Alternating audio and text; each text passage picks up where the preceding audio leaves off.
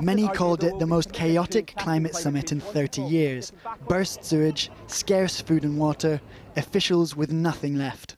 But at 7 a.m. in Egypt, nearly 2 days late, the tired search for a deal at least ended. I now declare the conference closed. The tepid applause a stark contrast to the jubilation of Paris in 2015.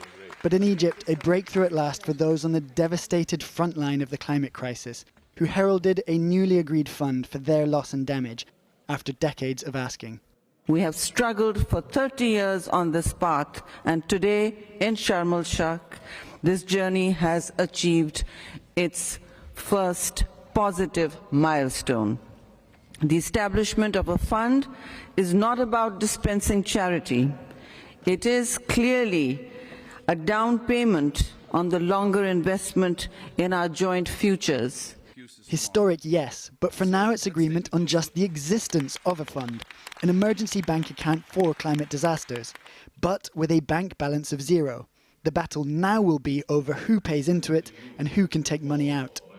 The havoc wrought by this year's floods in Pakistan alone are thought to be $30 billion. Filling a new fund to meet that will be no small task, as even the richest countries languish through a cost of living crisis. And as delegates filed out in Egypt, many were left exasperated, as they lamented how progress on finance had come at the expense of progress on dealing with the very cause of the climate crisis, emissions reductions and weaning the world off fossil fuels. No tears from Alex Sharma this time, only frustration. Emissions peaking before 2025, as the science tells us, is necessary. Not in this text. Clear follow-through on the phase-down of coal. Not in this text. A clear commitment to phase out all fossil fuels. Not in this text. And the energy text weakened in the final minutes. Some wording in the deal is seen as too weak. Low emissions energy, unabated coal, less prominence given to the climate goal of limiting warming to 1.5 degrees, all seen as leaving the door open to fossil fuels. 636 lobbyists with links to the fossil fuel industry were at this summit. The only larger national delegation was from the oil-rich United Arab Emirates, hosts of COP28 next year, who sent over 1,000 representatives. On the sidelines of talks on climate action, at least a dozen new gas deals have been struck. We deliver gas to Europe because Europe is needing this gas. An issue not lost on activists this week, who challenged the very presence of oil and gas bosses at a climate summit. In Egypt, those desperate for help now with the rising tide at their door return home a little more assured, while those hoping to limit the rise of that tide in the first place leave afraid for what's to come. And Simon's here with us in the studio now. Simon, just sum up the significance of COP27 for us now.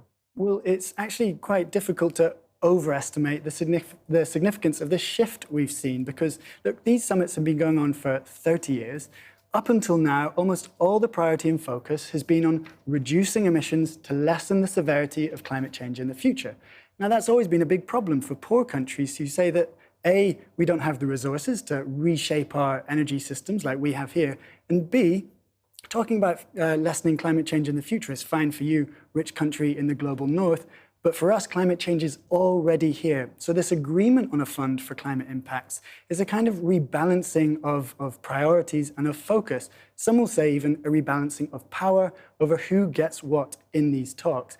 Because the really striking thing today was that for the first time, you had small, poor countries leaving, feeling cautiously optimistic, and it was the rich countries who actually left feeling quite dejected, the UK, the EU, and the US. So it's for that reason alone that we may see this as a real watershed moment. Simon, thanks very much. Well, joining me now from Massachusetts is Rachel Kite, Dean of Fletcher School of Law and Diplomacy at Tufts University and a former United Nations Climate Special Representative. Rachel Kite, on the one hand, just picking up where Simon left off there, we've had this loss and damage fund established, and yet the oil-producing countries got what they wanted out of COP27. So was this a good COP or a bad COP? Well, a bit of both. You can't underestimate, as Simon said, the significance of the agreement to establish the fund. What kind of money flows into it, from whom, and then who can draw down on it in what ways is to be negotiated over the next 2 years. But yes, the fossil fuel industry and petrostates showed their strength towards the end of the talks. And we had this sort of absurdist discussion about whether oil and gas caused the problem or whether it's emissions that cause the problem. You know, living here in the United States, it sounds like guns. You know, do guns cause the problem, or is it people using guns? At the end of the day, we have to wean ourselves off fossil fuels very, very quickly. We have to peak by the middle of the decade. And if the oil and gas industry wants to be involved in that, then they're going to have to pay, or somebody's going to have to pay for the capturing and the storing of all of the emissions that come with the use of fossil fuels. It's going to be much cheaper, much quicker to install much more renewable energy. But of course, finance isn't on the table sufficiently. And so the developing world is saying, look, where's the money for this huge upswing in investment in renewable energy that we need? But given there's no mention of phasing out fossil fuels, that target's not there, does it mean that that 1.5 Celsius target, the warming target, is now for the birds? Well, 1.5 as the goal, as the target, doesn't change. That's the scientific goal and target. What's up for grabs now is whether we get to the target sort of from the front door, from the back door. Do we get there by curbing emissions quickly enough that we don't get to 1.5, or do we overshoot 1.5 and then effectively limit emissions in later years and then sort of get back down to 1.5? So that's called overshoot.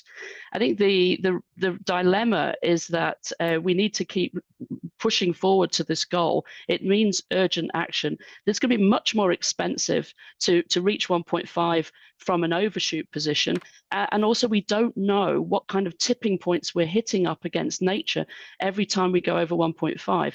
So 1.5 is still the target. But when you talk about overshoot, that sounds almost kind of like quite a polite way of talking about it. It's a catastrophe if it goes beyond 1.5, isn't it? And therefore, is it a watershed, as Simon was saying, that we've now got to the point where we're talking about paying for the damage that is already upon us? Yeah, we've done far too little for far too long. We find ourselves now at this point of critical inflection where we just have to reduce emissions really, really quickly. It'd be much more expensive to do other things like capturing emissions in the atmosphere and geoengineering, all of the sort of techno-optimistic things that you hear. And yes, we've already seen $250 billion of insured losses this year. The number's only going to go up. And the human toll and the toll on livestock, for example, just a few hundred miles south of Sharm el Sheikh is there for us to see.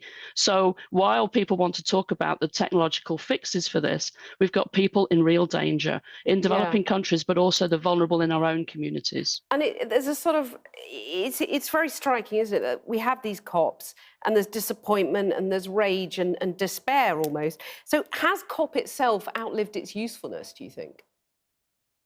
Well, it's the village square. It's the only place in the world where every country gets the same vote, whether you're Vanuatu or Tuvalu or the United States or Saudi Arabia. And that's critically important. And without that, we would never have got agreement on loss and damage, because you had 140 developing countries sticking together and pushing and pushing and pushing, with charismatic women, I have to say, in the leadership, from Mia Motley to Sherry Raymond from Pakistan. So, and then you've got like a sort of trade fair that happens around it, where you see all kinds of deals getting done. And no matter the 600 and whatever it was, gas and oil lobbyists, most of the deals done were on renewable energy, on new technology. Right. So it's a bit unwieldy, but I think it plays its role. Rachel Kite, thanks very much. Always all for charismatic women.